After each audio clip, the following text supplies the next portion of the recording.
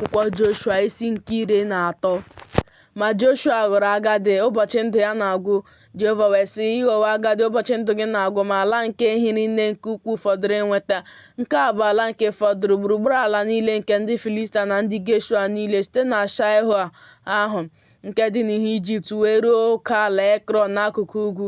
Ndị Kenan ka a gụrụ ya nye ndị isi ise nke ndị Filistia, ndị Geza na ndị Ashdod na ndị Ashkelon na ndị Gat na ndị Ekron na ndị Avim kwa. Site na ndịda ala niile nke dị na Kenan na Meara nke ndị Zidon wee ruo Efek, ruo oke ala ndị Amorite na ala ndị Geba na Lebanon niile n'ọwụwa anyanwụ, site na Abia n'okpuru ugwu Hemon ruo mbata Hamat. Ndị niile bi n'ugwu site na Lebanon ruo Mizrefot Maim bụ ndị Zidon niile. Mụ onwe m na-anapụ ha ala ha n'ihu ụmụ Izrel. Naanị mee ka ọ danyere ụmụ Izrel n'ihe nketa dịka m nyeworo gị iwu. Ma ugbu a, kelee ebo iteghete na nkewa ebo Manase ala nke a n'ihe nketa.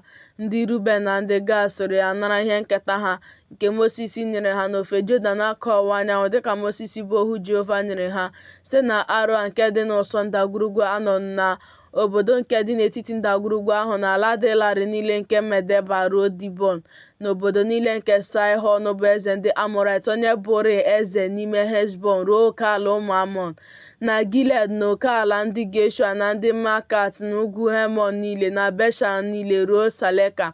Alaeze niile nke Og n'ime Beshan, onye bụrịị eze na Astarọt na Edrei, onye ahụ fọdụrụ site na ndị fọdụrụ na Refaim. Moses wee tigbuo ha, napụ ha ala ha. Ma ụmụ Izrel anapụghị ndị Geshua na ndị Meakat ala ha. Geshua na Meakat wee biri n'etiti ụmụ Izrel ruo taa. Naanị ebo Livayị ka ọ na-enye ihe nketa aja ọkụ niile nke Jehova bụ Chineke Izrel, nke ahụ bụ ihe nketa ya, dịka ọ gwara ya okwu. Moses wee nye ebo ụmụ Ruben dịka agbụrụ niile ha si dị.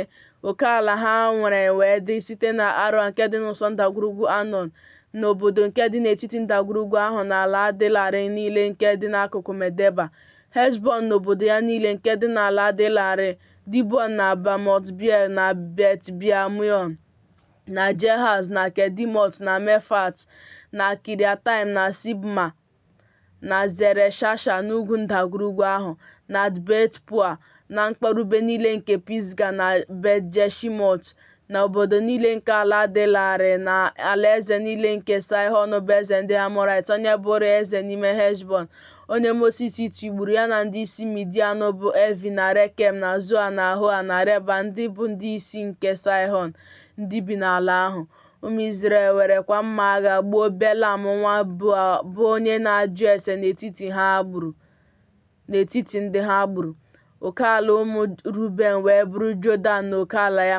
Nke a bụ ihe nketa ụmụ Ruben dịka agbụrụ niile ha si dị, obodo niile na obodo nta niile. Moses wee nye ebo Gad bụ ụmụ Gad dịka agbụrụ niile ha si dị. Oke ala ha wee bụrụ Jeza na obodo niile nke Gilead, na nkewa ala ụmụ Amọn ruo Aroa nke dị n'ihu Raba, sitekwa na Heshbọn ruo Remat Mispe na Betonim, sitekwa na Mahanaim ruo oke ala Debia, na n'ime ndagwurugwu ahụ Bet-Haram na Bet-Nimra na Sukọt na Zafọn bụ nke fọdụrụ nke alaeze Saịhọn bụ eze Heshbọn. Jọdan na oke ala ya ruo nsọtụ oke osimiri Kineret n'ofe Jọdan n'akụkụ ọwụwa anyanwụ. Nke a bụ ihe nketa ụmụ Gad dịka agbụrụ niile ha si dị, obodo niile na obodo nta niile ha. Moses wee nye nkewa ebo Manase ihe nketa, o wee dịrị nkewa ebo ụmụ Manase dịka agbụrụ niile ha si dị.